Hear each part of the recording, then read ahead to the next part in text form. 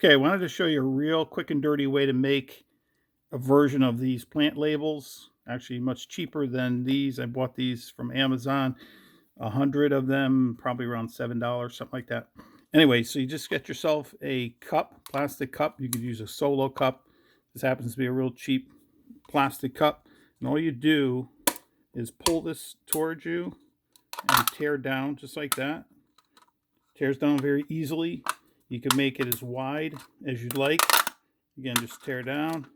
You pinch it towards you, go back. See, it just rips and just goes down like that. Real simple. You can make it as wide as you want, as skinny as you want. And you just take a pair of scissors, cut it off. Very easy. You've got a label just like that.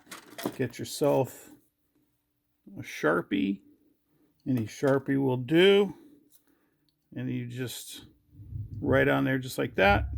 And you stick that guy, let's say right here, in here. Quick and dirty. Cost you, I don't know what this would cost you. You can get probably a dozen out of this one cup. All right, have a good night.